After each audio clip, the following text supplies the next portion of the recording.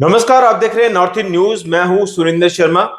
एक बड़ी खबर आ रही है। राजौरी डांगरी जो अटैक हुआ था इस साल जनवरी महीने में, साल की शुरुआत में ही 1 जनवरी को आप जानते हैं कि राजौरी में आतंकवादी हमला हुआ था और लगातार पुलिस जो है वो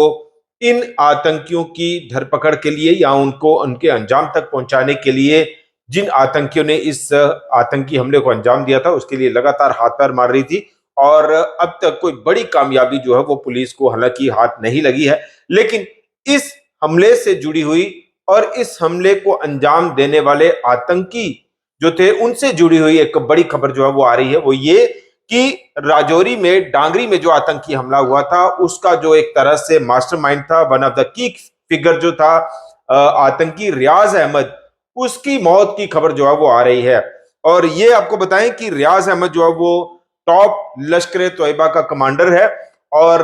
सुरक्षा एजेंसियों के मुताबिक ये माना जा रहा था कि रियाज अहमद जो है वो एक की फिगर था, एक मास्टरमाइंड था, वन ऑफ द मास्टरमाइंड था इस पूरे आतंकी हमले का जो डांगरी में हुआ। और उसको लेकर जो जानकारी आ रही है वो ये कि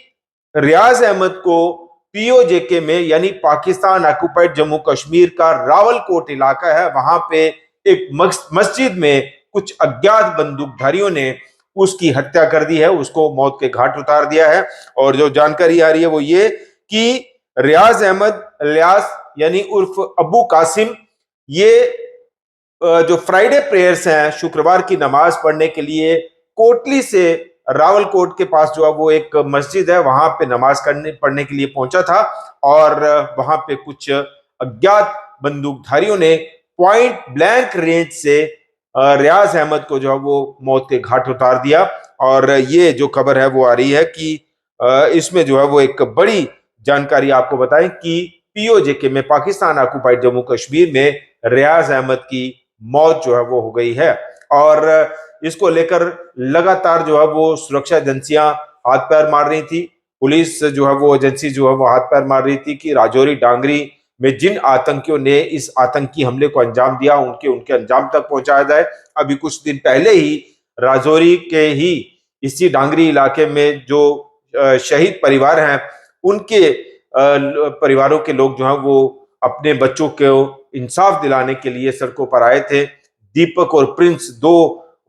जो इसमें शहीद हुए थे इस आतंकी हमले में, उनके उनकी माएं जो है वो एक बड़ा आंदोलन खड़ा करने के लिए जो है वो सड़कों पर आई थी और लोगों से जन समर्थन जो है वो मांगा जा रहा था। और लगातार वो शहीद परिवारों के जो लोग हैं वो इस पीड़ा, इस दर्द को झेल रहे हैं कि अब तक उनके घर के परिवार के लोगों को, उनके बच्चों को मौत के घाट उतारने वाले, मौत की नींद सुला देने वाले आतंकी अभी तक जो है वो सुरक्षा एजेंसियों के हाथ नहीं आ रहे, सुरक्षा एजेंसियों के हत्थे नहीं चढ़ रहे। और लगातार जो है वो उनकी ओर से अब तक कई बार सरकार को भी ये अल्टीमेटम दिया गया, सुरक्षा एजेंसियों को भी ये कहा गया कि अब तक जो है वो कोई बड़ी कामयाबी सुरक्षा बलों को हाथ नहीं लगी है। और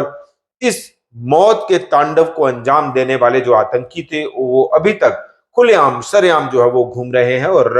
उनके परिवार के जो लोग हैं जो शहीद हुए थे, 7 लोग इसमें जो है वो शहीद हुए थे, और उनके परिवारों के जो लोग हैं वो आज तक ये दर्द और पीड़ा झेल रहे हैं और इंसाफ के लिए दर बदर जो है वो भटक रहे हैं। और लगातार कई बार उन्होंने सरकार को भी अल्टीमेटम दिया है कि या तो आतंकियों को उनके अंजाम तक पहुंचाइए, जो उनके हैंडलर थे उनके खिलाफ भी अब तक कोई कार्रवाई नहीं की गई है, कई लोगों को जो है वो गिरफ्तार भी नहीं किया गया जो उनके हैंडलर थे, जो उनके मुखबिर थे, और कोई बड़ी एक्सरसाइज जो है वो इस दिशा में नहीं हुई। और इसी के को लेकर, इसी मांग को लेकर, इसी मुद्दे को लेकर, इसी के विरोध में जो है वो अब तक कई कई जो है वो कई बार शहीद परिवारों के लोगों ने अपना रोष, अपना गुस्सा जो है वो जाहिर किया है। लेकिन अब तक सुरक्षा एजेंसियों को कोई बड़ी कामयाबी हासिल नहीं हो पाई है। फिलहाल ये एक बड़ी जानकारी कि रियाज अहमद डांगरी आतंकी हमले का एक one of the mastermind, one of the key figure, उसकी मौत की खबर आ रही है कि पीओजेके में, पाकिस्तान ऑक्युपाइड जम्मू कश्मीर में एक मस्जिद में जब वो फ्राइडे प्रेयर के लिए, शुक्रवार की नमाज अदा करने के लिए पहुंचा था तो कुछ अज्ञात बंदूकधारियों ने उसको मौत के घाट उतार दिया है। तो ये जानकारी जो है वो हम आप तक पहुंचा रहे थे। फिलहाल इतना ही। नमस्कार।